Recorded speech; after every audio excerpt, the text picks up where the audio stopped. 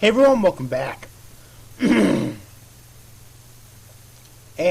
this is my review of Beyond the Boundary, episode 10, entitled White World. Oh boy. I gotta tell you, this episode was great all the way through, first off. Alright. However, for a little while in it, it was great like always, but it never reached that, jaw-dropping mode. And then we get to the plot twist that this episode provides. God damn it. Why? That's all I have to say is just why. I mean, it was a great plot twist, but, I have no clue what's going to happen in the next episode. I'll just say it, because supposedly fucking Mirai is dead now, or has disappeared, rather, because the Beyond the Boundary...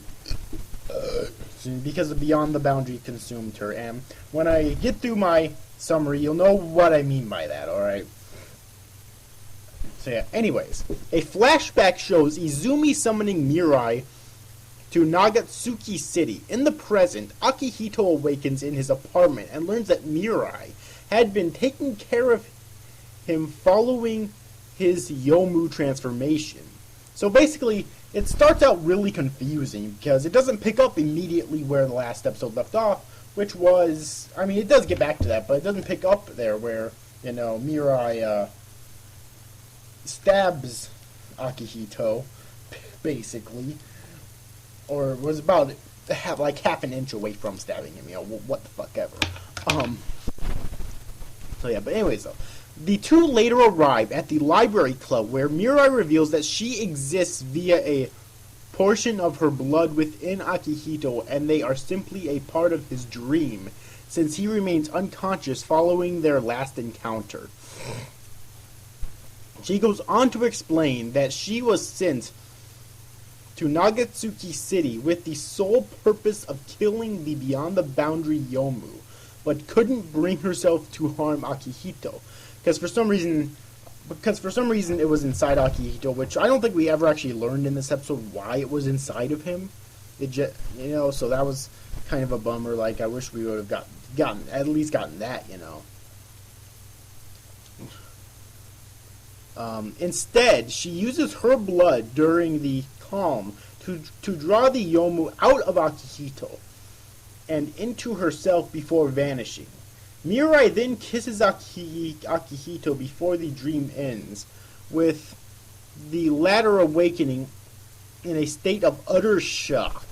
6 months earlier, Izumi summons Mirai to Nagatsuki City and brings her before the Nase family head, where they enlist her aid and in destroying the Beyond the Boundary Yomu within Akihito Kanbara, before the Society of the Spirit World Warriors gets to it first. Also, it doesn't really explain exactly exactly what the Beyond the Boundary Yomu is, and exactly how it's unique from other Yomu. Mirai later transfers to Nagatsuki High and fails to kill Akihito on numerous occasions, which, the first one they show was the one that happened in the first episode, so we know exactly why she did that now, alright, and basically this episode reveals why she was so fucking obsessed with killing him, alright, and instead getting to know him better. However, Izumi warns her to emotionally distance herself from Akihito, which, now obviously from that we know exactly why she kept refusing to hang out with Akihito and whatnot. So it does explain a lot of things in this episode, which is really good, obviously. Failing to do so, Mirai comes to understand Akihito's plan during the Hollow Shadow incident, and later makes it known to Izumi during the Lantern Festival of her choice to not kill Akihito. Izumi then uses her freezing barrier to help the Yomu surface from Akihito's body during the calm and manipulates Mirai into thinking that she can save him by sacrificing herself to the Yomu, to which Mirai agrees. Elsewhere in the... which I don't get what they mean by manipulate it, because she did save Akihito. It wasn't like... it wasn't like... what's her name? It's Izumi. It's not like Izumi was just lying to Mirai and she wouldn't really be able to save Akihito, because as far as we know now, she actually did save Akihito by sacrificing her own life to the Beyond the Boundary Yomu. Alright. Anyways, though. Elsewhere, in the snowy white mirror world, Mirai makes her way towards the Beyond the Boundary's core. And that basically sums up what happened in this episode. So, that's pretty much all that there was to this episode, but dear God, that plot twist was such a huge fucking shock. Because I did not see it coming, anywhere. But it was the good kind of shock. It was a great plot twist, I felt, and it really added some more depth, I felt, to Mirai's character, alright, because,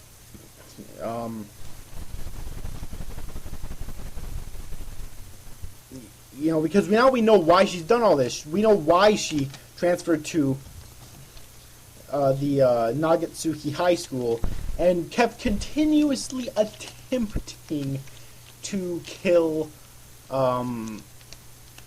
Akihito, alright. One thing that I didn't quite understand, though, was that obviously they all knew that he was immortal, and they still sent someone in to try to kill him. But still, we know why she did that. We know why a few episodes ago she was trying to distance herself from Akihito, so she would have a better chance at killing him emotionally. So she could more easily cut off her emotions and be capable of killing him. Which we know that failed, and so now she's still fighting against the Beyond the Boundary Yomu pretty much on her own, and she's ready to sacrifice her life if she absolutely has to, in order to A, destroy the Beyond the Boundary Yomu, and C, save Akihito, both of them. All right, because she does not want to harm Akihito if she doesn't have to. Alright, so overall, there were a few minor things I didn't quite understand. I wish they would have elaborated on better. But I still thought that this episode was very good at delivering us the biggest plot twist in the series thus far. Definitely. And well, we're already to episode 10 too. Yeah. Only 3 episodes left, people, so that means that we are almost done with this series. Oh, there's only 3 episodes left.